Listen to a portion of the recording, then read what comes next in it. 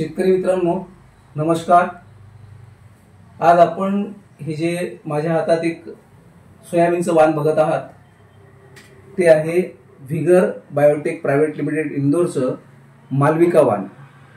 मालविका हे मागच्या वर्षी कंपनीनं शेतकऱ्यांकरता उपलब्ध करून दिलं आणि ज्या ज्या शेतकऱ्यांनी मागील वर्षी हे वाण लावलं त्या सगळ्या शेतकऱ्यांना मालविकाचे खूप छान रिझल्ट मिळाले आणि त्याच्यामुळे यावर्षी भरपूर शेतकऱ्यांनी भरघोस रिस्पॉन्स दिला।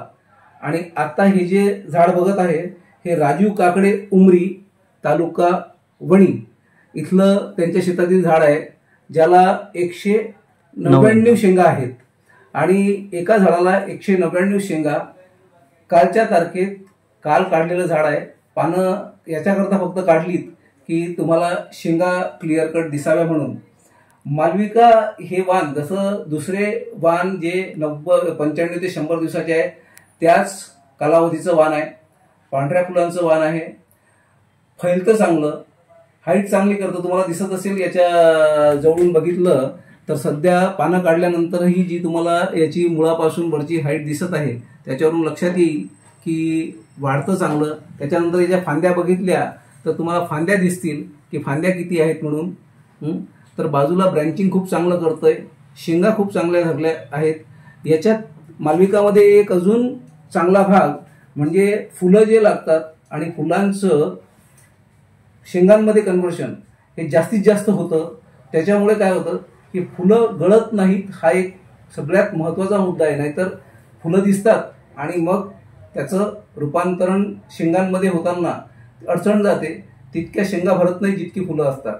पण मालविकामध्ये हा महत्त्वाचा दुवा आहे की दिसणारी फुलं ही सगळी जास्तीत जास्त शेंगांमध्ये बदलतात।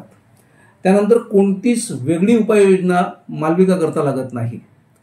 ज्या शेतकऱ्यांशी आम्ही संवाद साधतो आहे त्या सगळ्या शेतकऱ्यांचं म्हणणं आहे की जसं बाकीच्या सोयाबीनला ते मेंटेन करतात तसंच त्यांनी मालविकाला सुद्धा मेंटेन केलेलं आहे।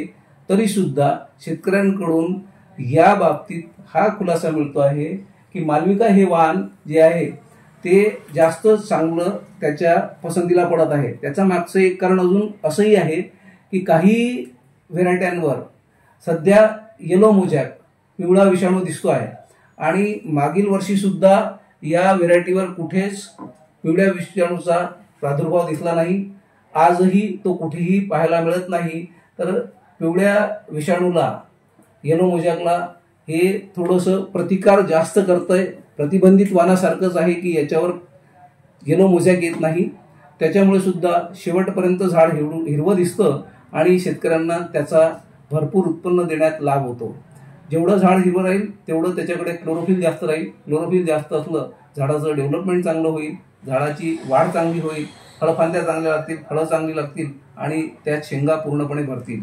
या अनुषंगानं आज हा पहिला जो विषय आहे की मालविका कसं आहे आणि ते कोणत्या पद्धतीचं वाण आहे। मालविकाबद्दल तुम्ही खूप वेळा लोकांकडून ऐकलं असेल, पण हे तुमच्या समोर आम्ही दाखवतो आहे की हे झाड शेतकऱ्याच्या शेतातलं राजू काकडे उमरी तालुका वणी यांच्या शेतातलं झाड आहे।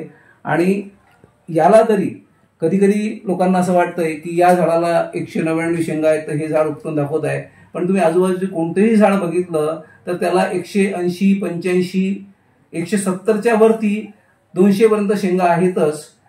त्यामुळे असं काही नाही की एक झाड आहे म्हणून तसं आहे। यांच्याशी तुम्ही संपर्क साधून विचारही करू शकता, त्यांना विचारूही शकता आणि समाधान करून घेऊ शकता। या शेतकऱ्याचं असं म्हणणं आहे की पुढील वर्षी ते या वाणाची भरपूर लागवड करणार आहेत। आपणही अशा चांगल्या वाणाची लागवड करून भरघोस उत्पन्न घ्यावं अशा सदिच्छा मालविका परिवारातर्फे, बावडी ट्रेडर्सतर्फे आणि व्हिगर बायोटेकतर्फे आपल्याला देतो आणि थांबतो। धन्यवाद।